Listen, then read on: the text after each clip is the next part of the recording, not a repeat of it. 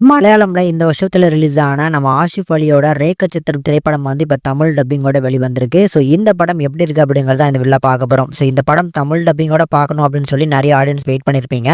So இப்போ மறக்காம check out பண்ணி பாருங்க. இது ஒரு மஸ்ட் வாட்சபிளான ஒரு கிரைம் த்ரில்லர் மூவி.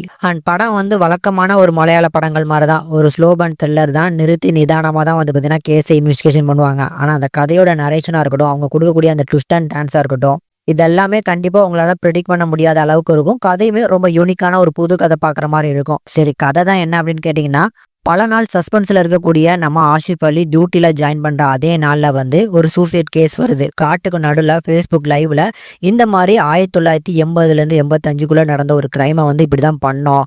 அந்த குற்ற உணர்ச்சி காரணமா இப்போ வந்து சாகுறேன் அப்படிங்கிற மாரி சொல்லிட்டு செத்து போயிடுறாப்ல. அந்த பெண்ணோட உடல் இந்த மரத்துக்கு கீழே தான் இருக்கு. மேலும் இவங்க எல்லாரும் சேர்ந்து தான் நாங்க பண்ணோம் அப்படின்னு சொல்லி சில நபர்களோட பேர்களும் சொல்லிட்டு செத்து போறாரு. அது உண்மையா இல்லையா அப்படின்னு சொல்லி நம்ம ஆசிஃப் அலியும் அந்த கேங் எல்லாமே, அதாவது போலீஸ் கேங் எல்லாமே சேர்ந்து விசாரிக்க ஆரம்பிக்கிறாங்க. எலும்புக்கூடு கிடைக்குது. ஆனா எலும்புக்கூடு யாரோட எலும்புக்கூடு அப்படிங்கிறது கண்டிப்பா தெரியல. ஸோ இதுக்கப்புறம் என்னென்ன விஷயங்கள் நடந்தேறுது, ஸோ இறந்து போன பெண் யாரு, ஸோ அந்த பெண்ணை எதுக்காக கொலை பண்ணாங்க, இதெல்லாம் தான் அந்த படத்தோட கதைகளும். கண்டிப்பா உங்களுக்கு ரொம்ப பிடிக்கும். படத்தோட ஃபர்ஸ்ட் ஹாஃப் வந்து டோட்டலா டெத் ஸ்லோ அப்படின்னு சொல்லுவேன். ஸோ இன்ட்ரோலுக்கு அப்புறம் தான் படமே சூடு பிடிக்க ஆரம்பிக்கும். கரெக்டா சொன்னா எப்போ அனஸ்வரராஜனோட கதை ஓப்பன் ஆகுதோ, ஸோ அங்க பிக்கப் ஆகிற கதை தான். ஸோ அதுக்கப்புறம் இருக்கக்கூடிய செகண்ட் ஹாஃப் எல்லாமே பயங்கரமான ட்விஸ்ட் அண்ட் டர்ன்ஸ் கொடுப்பாங்க. இவங்க தான் வந்து பார்த்தீங்கன்னா படத்தோட மெயின் வில்லன் அப்படின்னு காமிக்கும் போதெல்லாம் நீங்களே கண்டிப்பா சர்ப்ரைஸ் ஆவீங்க. பர்ஃபார்மன்ஸ்ல நம்ம அனஸ்வரராஜன், ஆஷிஃப் அலி சூப்பரா கலக்கிட்டாங்க அப்படின்னே சொல்லுவேன். ஸோ அனஸ்வரம் வரக்கூடிய அந்த போர்ஷன்ஸ் வந்து தனித்தனியா வந்திருந்தாலும் அவங்களோட பர்ஃபார்மன்ஸ் தனியா தெரியும்.